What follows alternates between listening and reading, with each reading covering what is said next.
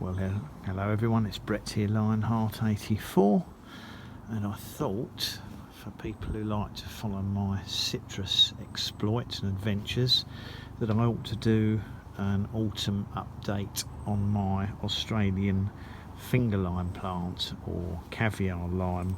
This one is meant to be caviar rose, which I assume means it should have pink flesh. I featured it shortly after some fruits, after it flowered and some fruits had set, and in fact I could only see about, at that time, 4 or 5 fruits on it, because what I was discussing in the video was how well camouflaged the young fruits were, looking very similar to sorry, there's a helicopter flying overhead at the moment, so hopefully you could just about hear me.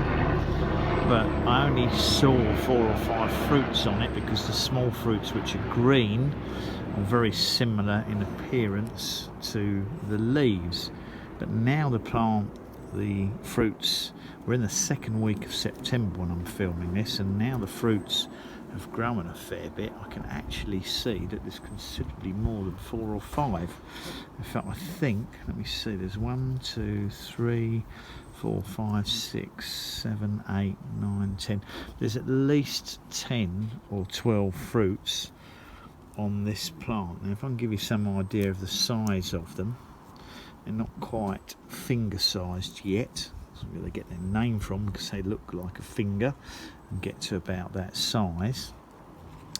You can see if I turn this round that most of them have this sort of a brownish, darkish tinge to the fruits. They're not pure green, or it might depend on exposure to the sun, because this one that's round the back is a light green colour, because that's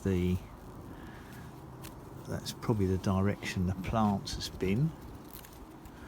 Let's just pull these stems apart so they're not stuck together.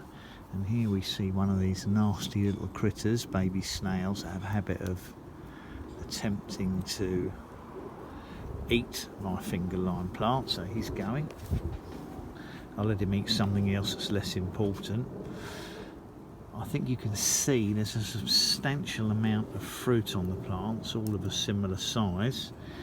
They also have very unpleasant thorns on them, so you have to be pretty careful when you're moving the branches. You don't particularly want to spike the fruits and damage them, and you don't really want to spike your fingers either.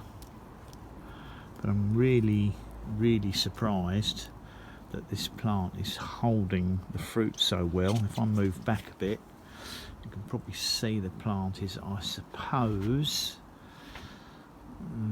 it's probably less than 3 feet tall, so around 80 to 90 centimetres. That's on top of the pot. Obviously it's over 1 metre if you include the pot.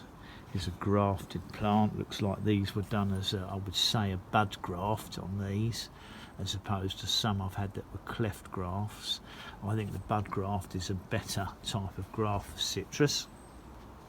But really excited to see this many fruits on it, and obviously having killed my other finger limes, I'll be doing my best to keep this one alive over the winter and see if we can get some of these fruits up to an edible size and try them for the first time ever, because obviously I haven't tried finger limes before. I have occasionally seen that they're offered for sale here, but I never actually got round to buying them and giving them a test.